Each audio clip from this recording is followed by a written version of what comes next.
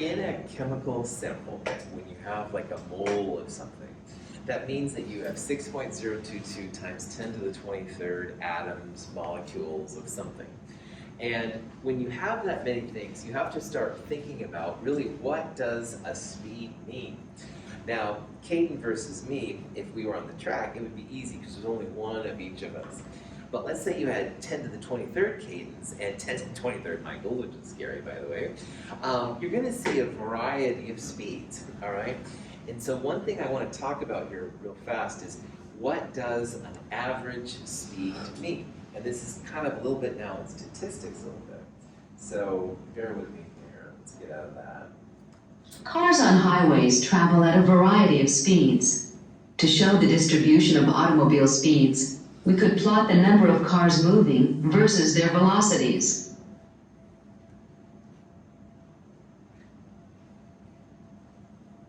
Molecules in the gas phase show the same variability of speed. Plots of molecular speed distributions are called Boltzmann plots. Boltzmann was one of the great physicists slash mathematicians of the early 20th century, and he discovered things like this. And to talk about what's going on here, if you're ever on the freeway, all right, variety of people at different speeds, and I'll assume that I'm not too old or anything. So let's say that we're on a 65 mile per hour zone, probably 70, maybe a little 72, 73, but getting 75 makes me nervous. So hopefully I'm somewhat normal of a driver, but who knows? But then I'm sure some of you don't have to raise your hands, Alfonso. No, I'm just joking. Whoever you are, maybe you drive really fast and you're like, stupid guy, get out of the road, man, that's okay. On the other hand, I have that problem too. Once in a while I'm like, slow senior citizens or whatever, right? So you see like a variety of people driving on the freeway and any road and stuff. It's a distribution of speeds. The average would be somewhere in the middle, all right? Not the extreme drivers and not the really slow senior citizens, but hopefully somewhere like right in the middle, right? And gases are the same way. This is a distribution of now gas speeds, all right? And you can see here how if 10 to the 23rd molecules, you've got a lot of them at this speed, but there's also some a lot slower, and there's also, though, quite a few that are faster. So this would be probably like me on the freeway, right? I'm part of the generic, but the senior citizen gas molecules would be going a lot slower down here, and some of the faster people then would be over here too. So when it comes to these things, you have to realize there's a whole variety when it comes to speeds and gases. And so sometimes molecules, even though they're all the same molar mass, you'll have some of them that are super fast and some of them that are super small. So if we had a mole of Cadence running against a mole of me's, all right, most of the Cadence would be a lot faster than me, all right, because they've got a higher average speed than whatever my speed would be.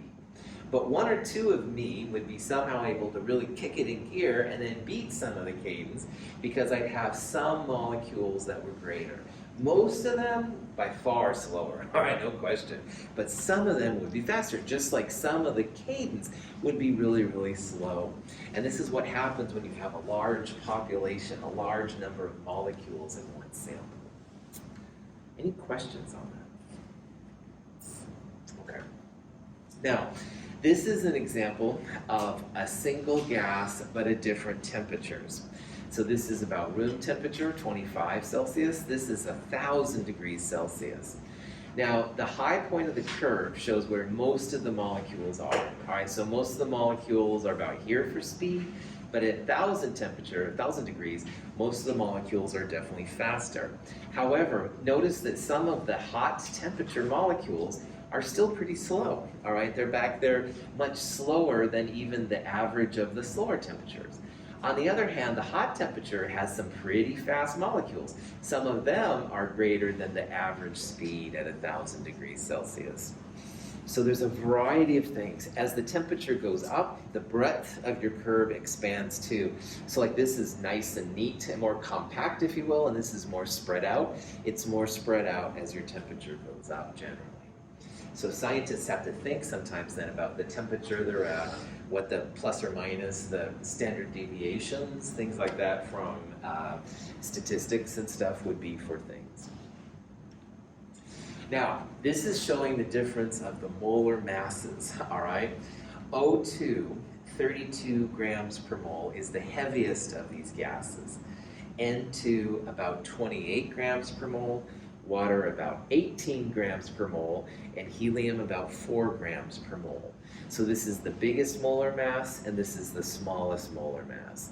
And again, the average of the heavier one is certainly slower than the average of the lighter one, helium. So this is like Caden, and this is like me, all right? So, but when you're dealing with 10 to the 23rd, all right, some of the heavier ones will be faster, all right? They get pretty good speeds. Most of the lighter ones, certainly faster by far. But even some of the lighter ones are pretty slow. So this distribution becomes really important. You start thinking about gases, you gotta think about their temperatures and what's going on and stuff like that. Any questions? That's why when you eat cold things, you can often smell a little bit, right? Because some of the molecules, even the slow ones, have enough speed that they can get into your nose. They like they make like a better aroma and stuff. So, all right. So here's our diborane example once again. And the question says, put them in order of increasing velocity. And again, increasing velocity just means increasing speed. Well, again, the punchline is that the heaviest gas will be the slowest overall, and the lightest gas will be the fastest overall, all right? So oxygen is 32 grams per mole. This water is 18 grams per mole. So water is less mass than oxygen. We would expect this one to be faster overall and this one to be slower. Diborane, I think boron is about 10, 11, so this must be 28-ish grams per mole, which is, I think, less than this one, but more than this one. So of the molar masses of the gases then, smallest molar mass, biggest one, I think, so I would predict this was the fastest and this was the slowest. So if, yeah, it is then, good. So O2, the heaviest molar mass, would be the slowest overall. Water with the smallest molar mass would be the highest overall. So again, when questions like this ask you fastest, slowest, it's usually molar mass. Big molar mass, small, shorter, fast, slower, there you go. On the other hand, light molar mass, small molar mass would be faster. Any questions on that? Now, diffusion and effusion is a part of gases that you hear too. Diffusion is the mixing of two gases across a semi-permeable membrane, which means that even your most indestructible things usually have some small hole that the gases can get through. Effusion is when you have a vacuum on one side and there's a little hole. And so the gas on one side starts leaking into the other side. So diffusion is the mixing of two gases together. Effusion is when you have a vacuum and the gas starts to get into the vacuum. And it's very hard to keep gases out of these things, so that's why it's easy to have holes and stuff like that. So diffusion, two gases mixing, effusion, one gas into a vacuum. Now, in both cases, the speed of effusion or diffusion is going to depend on the temperature. Temperature goes up, all their energy goes up, all this stuff is going to happen faster. But you've got to think about the mass at the same time, all right? Lighter gases will effuse or diffuse faster than heavier gases, all right?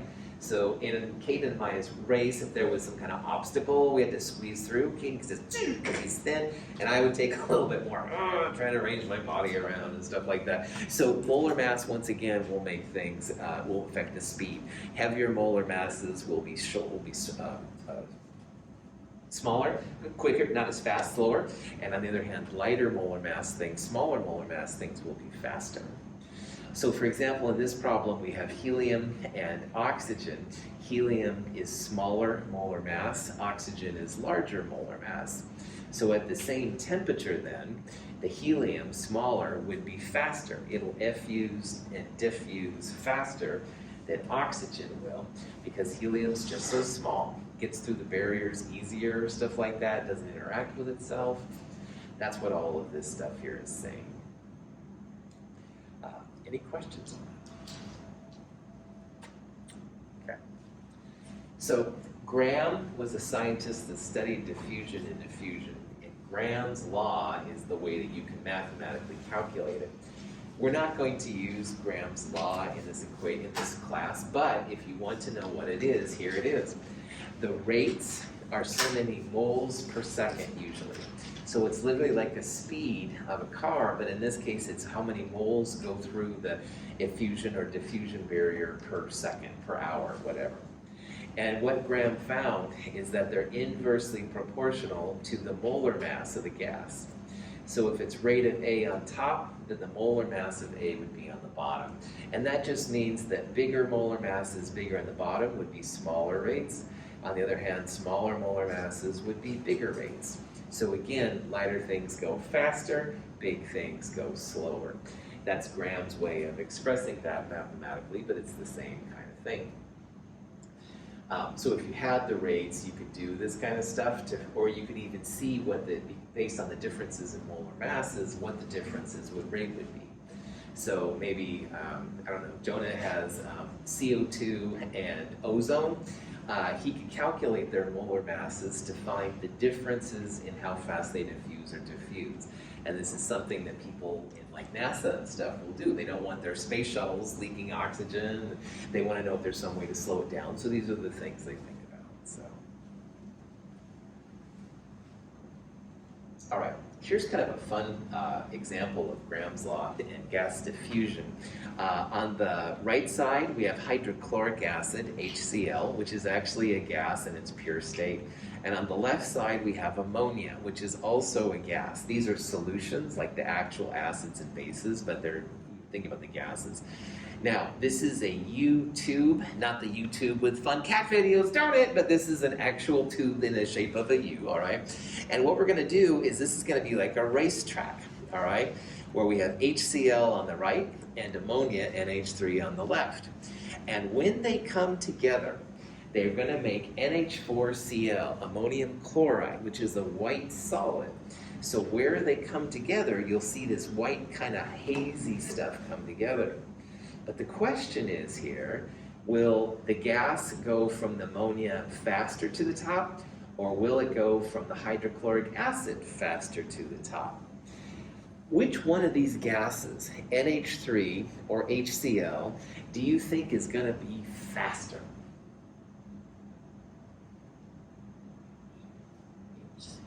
HCl, right on. HCl, well, here's what we could do to figure it out. HCl, we'd figure out the molar mass of this compound, all right? So chlorine, 35, roughly, 0.5, with a hydrogen 1, roughly 36, okay? Now, ammonia, NH3, ammonia, nitrogen is about 14, plus 3 hydrogens, 3 times 1, 17.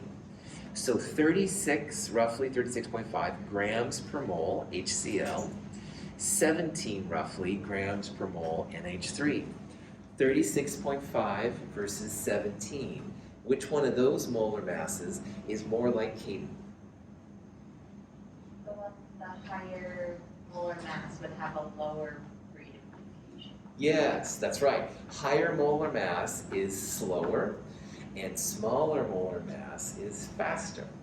So between these two gases, because the NH3 is a smaller molar mass, it will be the faster one. The HCl with the larger molar mass will be slower, all right?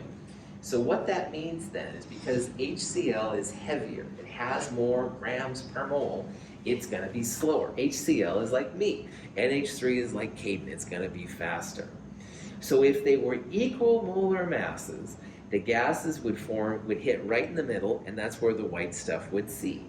But if HCl is heavier and slower, then the ammonia is going to get up here, and it's going to start going over to this side before the HCl gets there. So we would predict then that the white fuzziness will happen more on the HCl side because HCl is slower. So let's see in this video, which of course I know what the answer is going to be, but let's see in this video if this makes sense. On the right is HCl gas, and on the left is NH3 gas. Where the two meet, a reaction occurs producing ammonium chloride gas.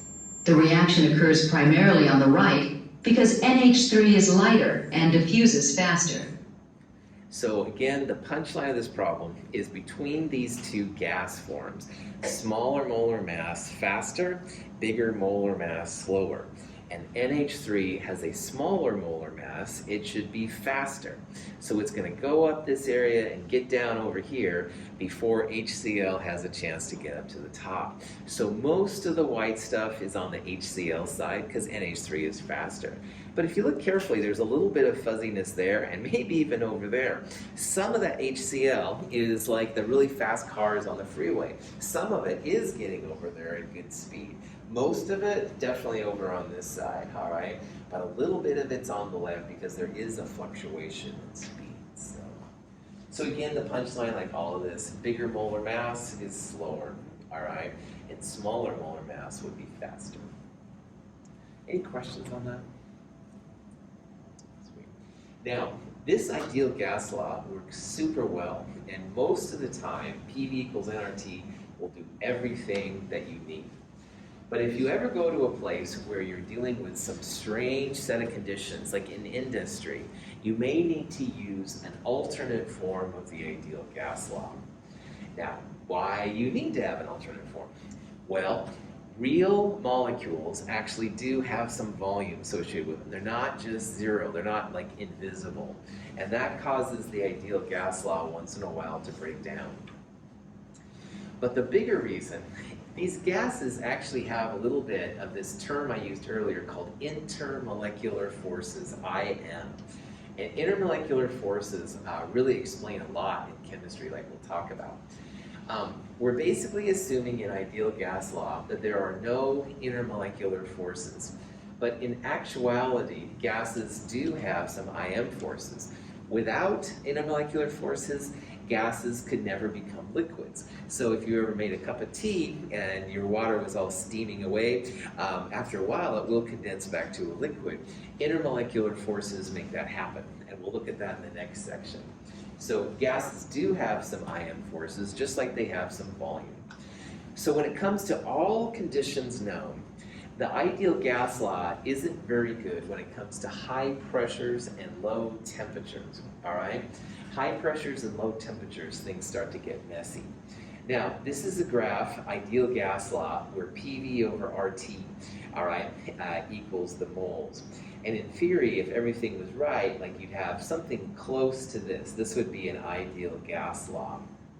However, so at high temperatures right here, it's working fairly well, but at the lower temperatures, you see a lot of variation, like you get farther and farther from this thing right here. The other thing is that when pressures get high, like out here to 900 atmospheres, the ideal gas law breaks down. So the only reason I bring that up is because 99% of the time, ideal gas law is the bee's knees. It's really cool for chemists. But if you're in a high pressure or a low temperature condition, you may want to look at these alternative equations. And the number one alternative equation is called the van der Waal equation.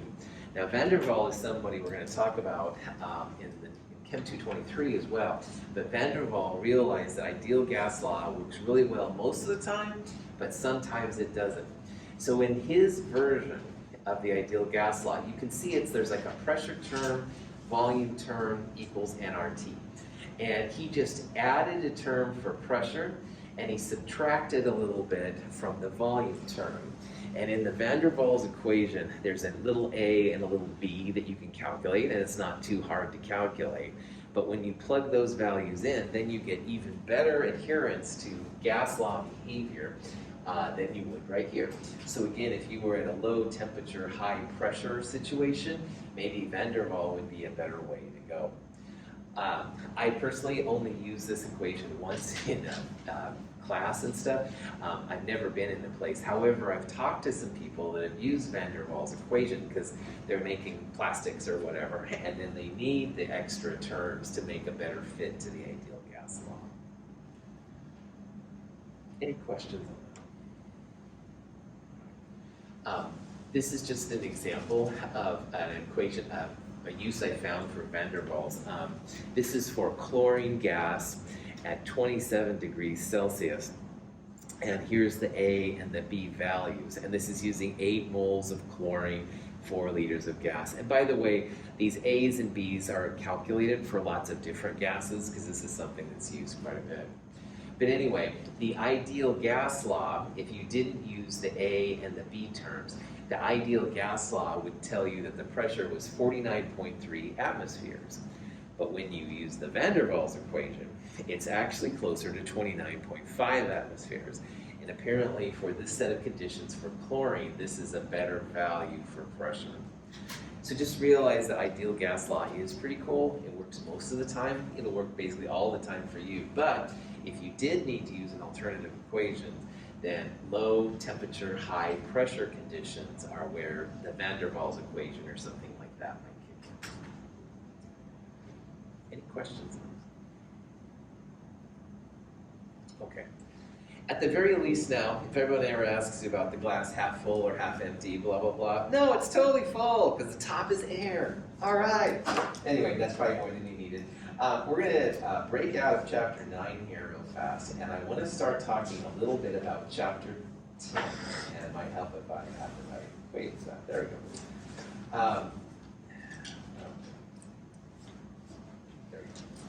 go. This next chapter is on, it basically focuses on these intermolecular forces that I mentioned in the last one. And by talking about intermolecular forces, we can begin to talk about what's liquid and what's a solid and how to go between them, like how to go from gases to liquids or how to turn a solid into a liquid, stuff like that. So this section is pretty powerful. Intermolecular forces, I've heard as talked about, they're like little tiny hands on the molecules. And some molecules, like water, have lots and lots of hands, and the hands hold on to the hands of another water molecule. So there's a pretty tight intermolecular force. On the other hand, some molecules don't have a lot of hands, like octane, gasoline. They don't have hands that hold on to other octane molecules, so it's a much different interaction. So the intermolecular forces, a little bit weird, but we'll see how they do a lot of different uses for them. These are 2 organic molecules, all right? And if you look at these molecules, there's some double bonds like that one, single bonds, doubles, hydrogens, blah, blah, blah. Red is oxygen, and the blue is nitrogen. But if you look carefully, there's little dots right there. These dot things are the intermolecular forces that are holding these 2 molecules together. And intermolecular forces we're going to see are super important when it comes to understanding like why a molecule is a liquid or a solid at room temperature, all right? And how easy is it to turn a liquid into a solid, stuff like that. So an intermolecular force, all right, is nothing more than a force between separate molecules, all right? And it's weaker than like the covalent bonds right here. These covalent bonds, which are the bonds we've looked at so far, would be intramolecular, inside the molecule forces. We're going to talk about intermolecular. Those are the forces between separate molecules. And again, it helps to understand like how liquid water is turned into ice or how liquid water is turned into gas, stuff like that. Okay, so states of matter, we've already talked about gases, liquids, solids, stuff like that. To turn a solid into a liquid, like ice into liquid water, we'd have to heat it up, all right? And if we wanted to turn our liquid water into gaseous steam, we would have to heat it up. We'll talk about pressure in a little bit here too. Conversely, if you want to turn a gas into a liquid, you either have to, usually what we do is you cool it down. We'll talk about pressure in a little bit. And if you want to take your liquid water and make ice cubes, of course you have to put it in the freezer, all right?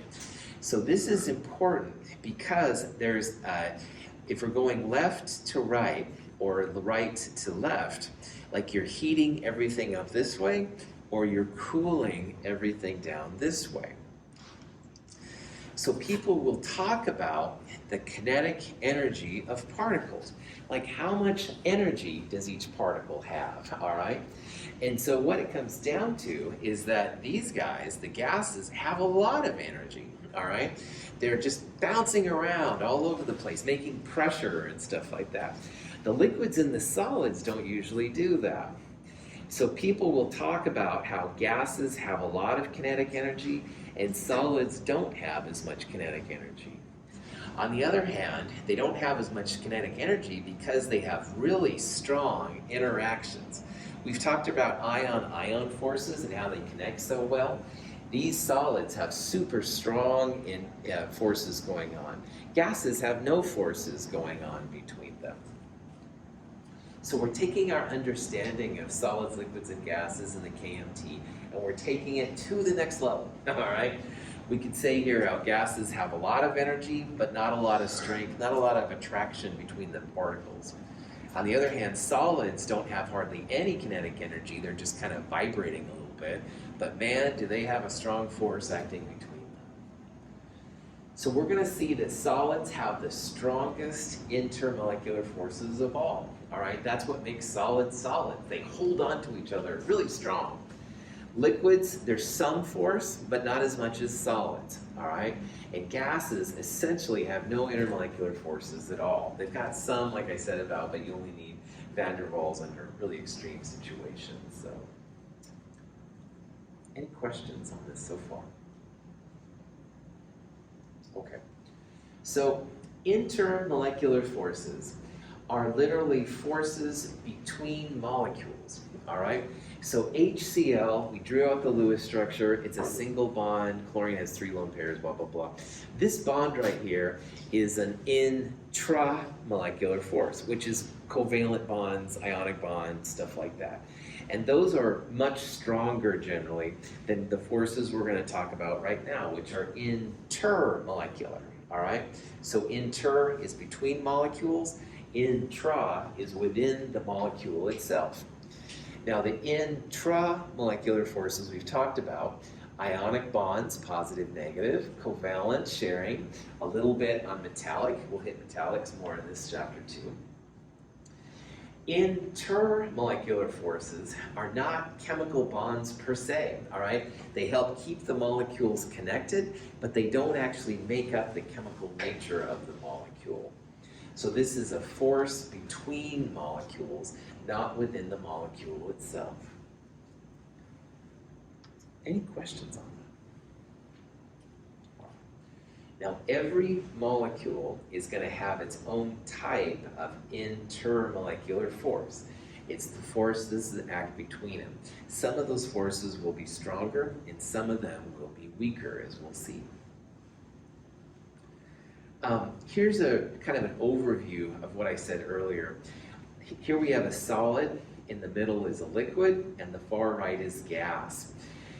Gases have incredibly high kinetic energy. Kinetic energy, you need to have a speed associated with it, so that 1/2 mv squared. Gases have really high kinetic energies. On the other hand, solids have almost no kinetic energy. They're very, very locked in place. So when it comes to locked in place, we can talk about the strengths of their intermolecular forces. And solids have the highest intermolecular forces. Those solid molecules are locked in place with each other. They don't move a lot.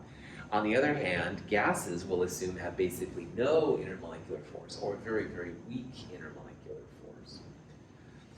We're going to assume in this class that gases don't have any intermolecular force. That's not 100% right, but it does work okay for learning this stuff. Cool. Questions? All right.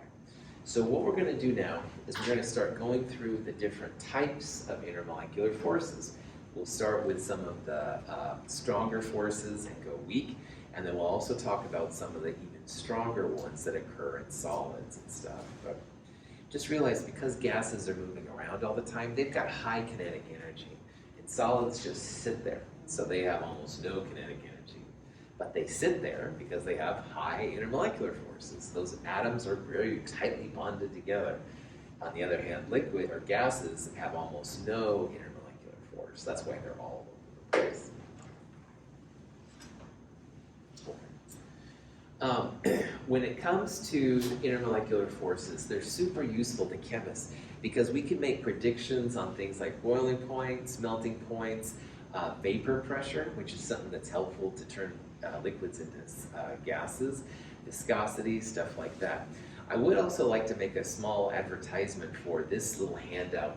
It's a one-page thing. It's called the Intermolecular Forces Guide. And it's basically like a flowchart, all right? And you start, if you're trying to find the intermolecular forces for water as a solid, all right? You kind of go through these steps to figure out the right name of the intermolecular force. We'll talk about this more in the problem set, but this intermolecular forces guide might be helpful when you look at these individual pieces. Okay, so without further ado, this is the first intermolecular force, and it's called the ion dipole force. So if you remember from earlier discussions, a dipole is a measured amount of polarity. So in this next conversation we're going to have, every time you see dipole, just think something that's polar, okay? So an ion dipole means you have something polar and something ionic. And the classic example would be to take something like a sodium ion, ionic, and put it with water, something that's polar, something that has a dipole. And like you've all seen, if you've ever put salt in water, it dissolves super well. That's because the ion dipole intermolecular force is kicking in. Water loves to separate out certain ionic compounds. So this could be like sodium chloride. The sodium is connected to the negative part of water. If this was chloride, chloride would be attracted to the positive part of water. The only reason this is possible is due to this ion dipole force. And all of the hydrated ions, things that dissolve in water, are due to this force, which is pretty strong.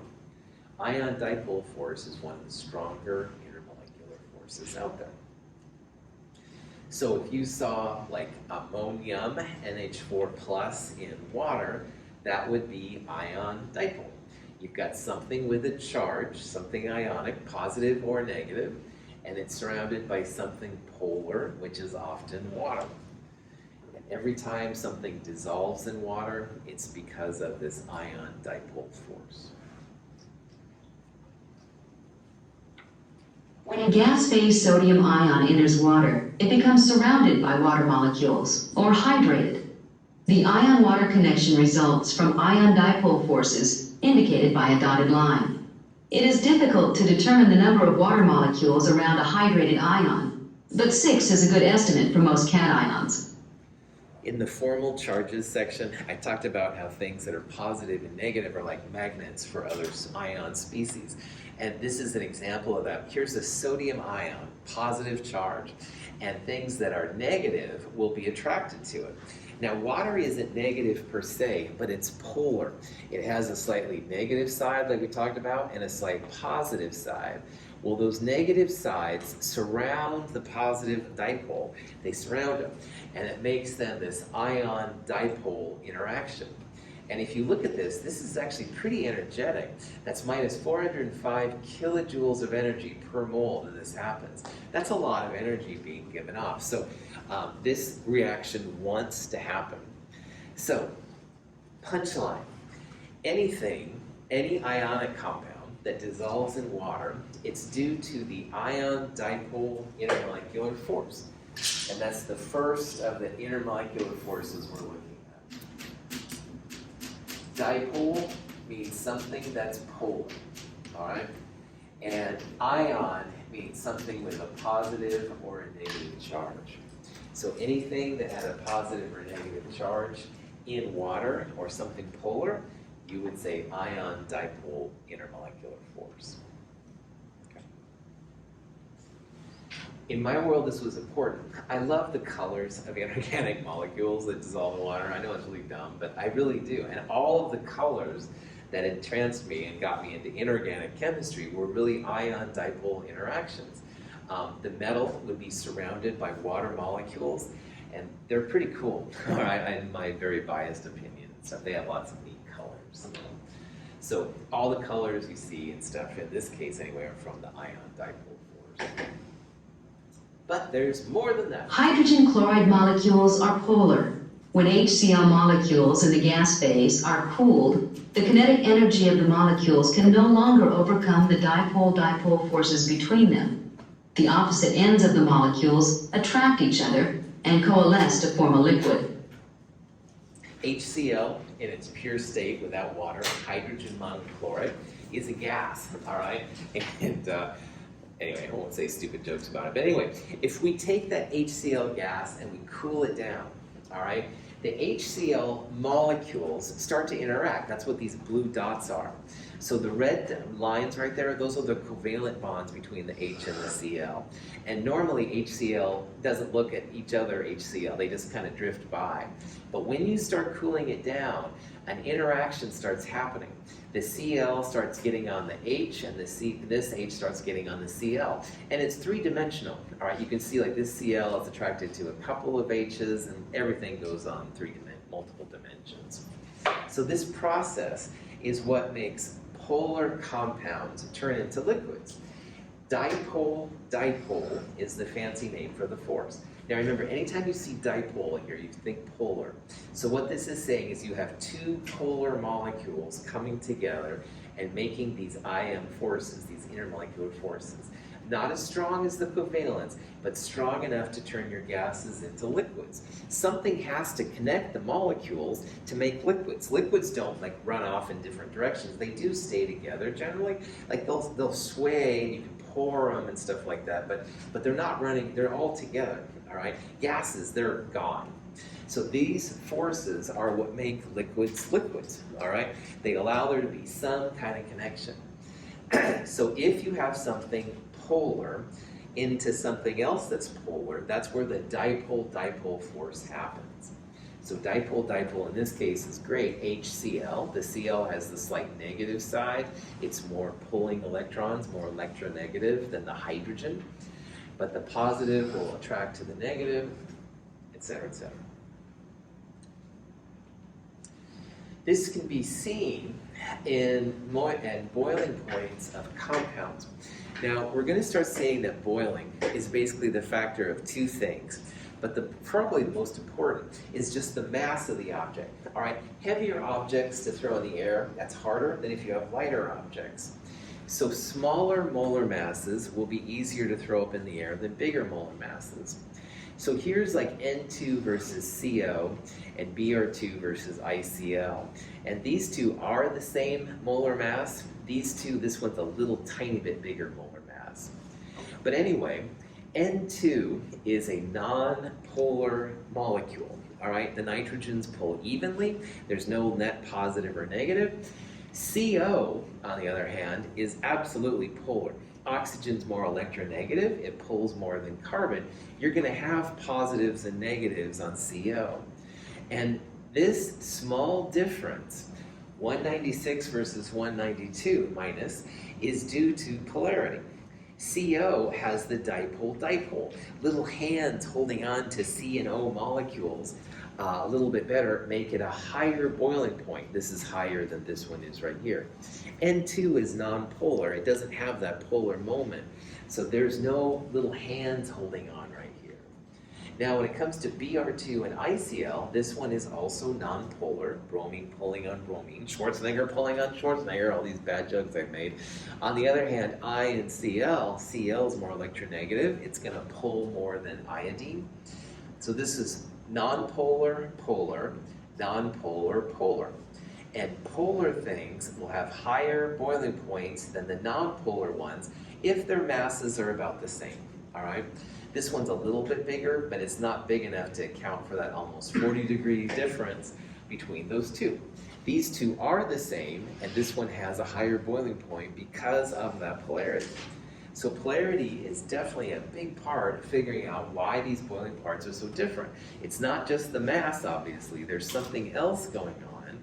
CO is polar, N2 is nonpolar.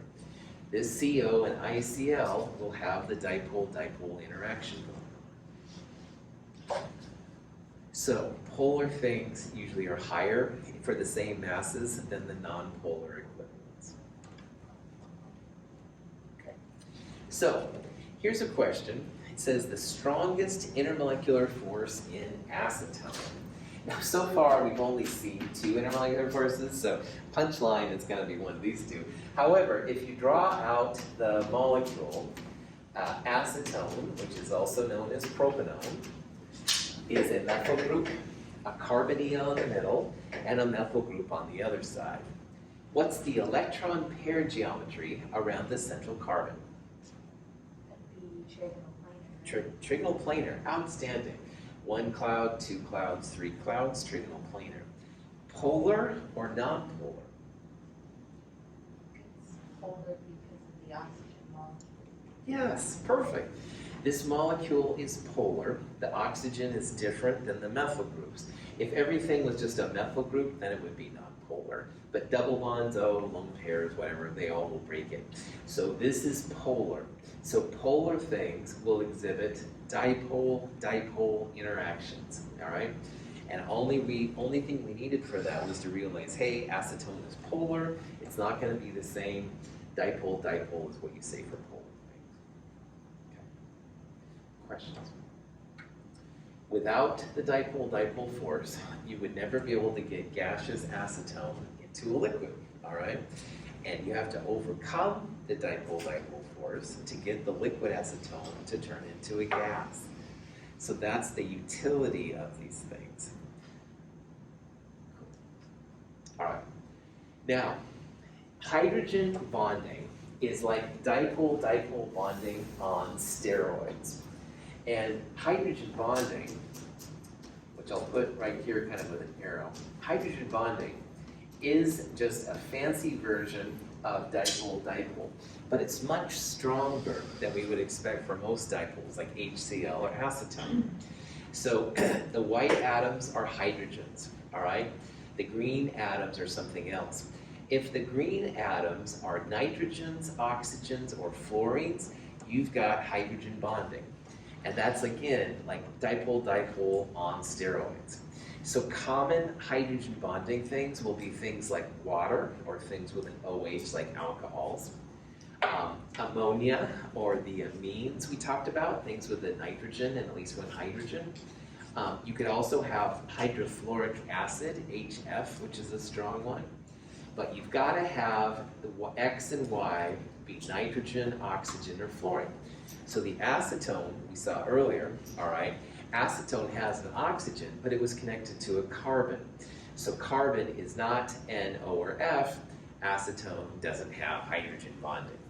But if you have an N, an O, or an F, hydrogen bonding. So here's a question. It says, which of these should have hydrogen bonding in the liquid state? Liquid just means that the intermolecular forces kick in. Well, anything with an N, O, or F connected to a hydrogen will exhibit hydrogen bonding. Well, HF definitely has it, all right? Fluorine is N, O, or F, and it's connected to hydrogen. Good to go. Second one, there's no N, O, or F, so that one's not going to do anything because it doesn't have the right atoms. The third one, it does have an oxygen, and it does have hydrogen. But are the hydrogens in this molecule connected to the oxygens? No, good. This is an ether, all right? This is methoxy methane or dimethyl ether, whatever you're going to call it. The oxygens are connected to carbons. So this one does not have N, O, or F connected to hydrogen. But this last one right here, this is methanol. This is an oxygen, and it is connected to hydrogen. So again, anything that's N, O, or F connected to hydrogen is going to have hydrogen bonding. So of these, A and D would both exhibit hydrogen bonding. B doesn't have any N, O, or F, so that's out. This one has O and H, but they're not connected to each other. Those are the things to kind of look for in these problems. Any questions on that? Okay. Ice is held together as a solid by hydrogen bonds. When ice melts to liquid water, the regular, relatively open structure of ice collapses. Liquid water can be more efficiently packed and denser than ice. Sometimes people talk about how ice, well, like for example, ice floats on water, all right? The density of solid water, ice, is smaller than the density of liquid water. And because of this intermolecular force, hydrogen bonds and stuff, that's why this happens. Water is one of the few substances where the solid phase will float on the liquid phase. Most substances, if you put like solid iron in liquid iron, the solid is more dense and it goes to the bottom. But water is one of the few compounds where this actually doesn't happen. So seeing an ice cube float on water is actually pretty cool, because most compounds, you put the solid form in the liquid form, it would sink to the bottom. But with ice, with water, it floats on the top, which is kind of cool. A plot of the boiling points of the group 6A hydrogen compounds shows a trend. Based on this trend, we would expect the boiling point of water to be here. In reality, H2O's boiling point is much higher. This is a consequence of water's stronger hydrogen bonds. This video kind of gives me the chills, but I may need to get out more. These are all chalcogens, group 6A nonmetals, all right? So dihydrogen telluride, dihydrogen selenide, et cetera, And as I said earlier, when it comes to boiling, it comes down to the mass of the object, like throwing it into the air, and these intermolecular forces. Now, these three right here are pretty heavy. Tellurium is higher than selenium, which is higher than sulfur. So the molar mass, the boiling point, excuse me, is going up because their molar masses are going up. And these, by the way, are all polar. They're all tetrahedral / bent, 109 degree kind of roughly angles. So in this trend, oxygen, you would expect H2O to be down here somewhere. These are boiling points, by the way. You'd expect water to have a boiling point roughly minus 100. And instead, as you know, water positive 100, all right? Now this is huge. This is a huge difference. Water is much, much smaller than dihydrogen telluride. And this is all due to this hydrogen bonding. When you have OH, they hold on to other OHs really, really strong. This one is polar, and they do hold on, but nowhere near as strong as water.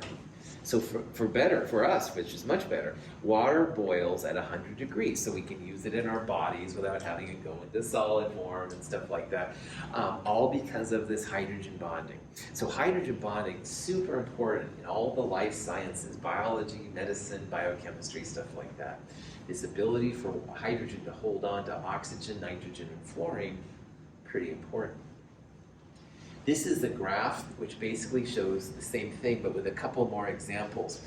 Here's the dihydrogen telluride, here's the dihydrogen selenide and sulfide, and again you'd expect water, if this was a line, you'd expect it to be down here. But instead, water is way up there because those dipole, those hydrogen bonds are so much stronger, I should say, than the dipoles, that the small mass is way overtaken by this. And we see this for the fluorine and the nitrogen too. So this is HI, HBr, HCl. These are the other halogens. HF much higher than all three of those because, again, hydrogen bonds. Here's ammonia, all right? This is the antimony trihydride, arsenic, phosphine. You'd expect ammonia to be down here, but ammonia is actually pretty high. However, group 4, carbon does not have that N, O, or F hydrogen bonding. And so you do see the trend, like tin has a higher boiling point than germanium, higher than silicon, and much higher than methane.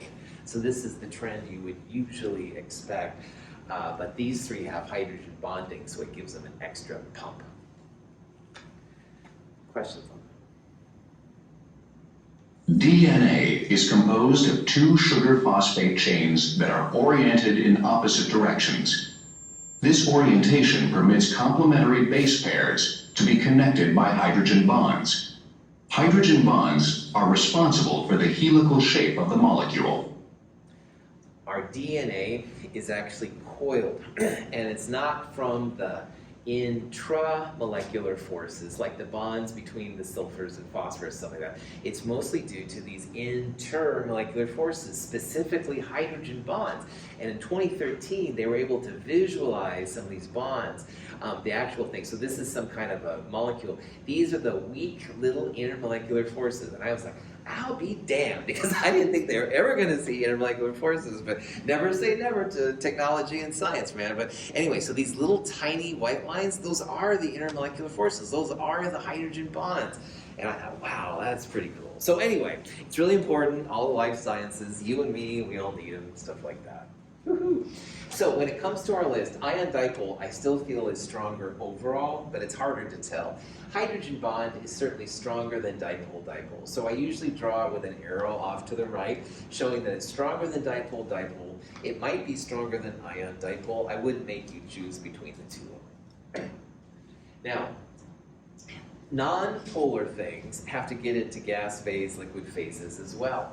So the next two examples we're going to see involve what's called an induced dipole. And if you see induced dipole, think of that as something non-polar, because you have to make a dipole. You have to induce a dipole to form when there wasn't one already. And these are super weak, all right? This one's really important, though, to the fish, all right? If fish get oxygen in the water, and oxygen non-polar, and water polar, normally those things don't get along. But water, which is very polar, can induce a polar moment.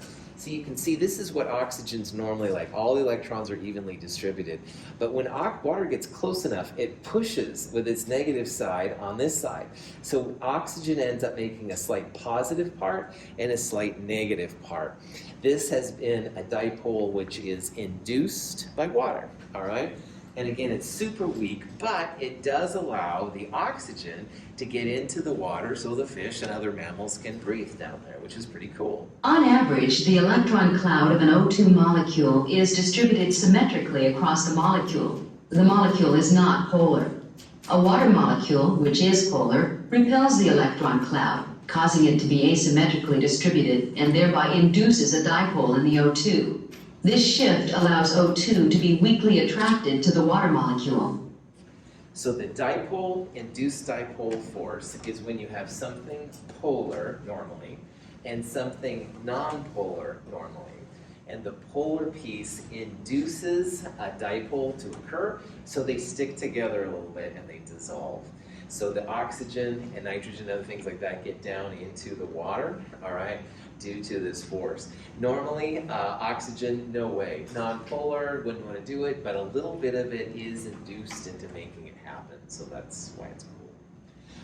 If you've ever been in a medical facility and they swab like a wound or something with an iodine solution, that's usually iodine in an alcohol and ethanol kind of version.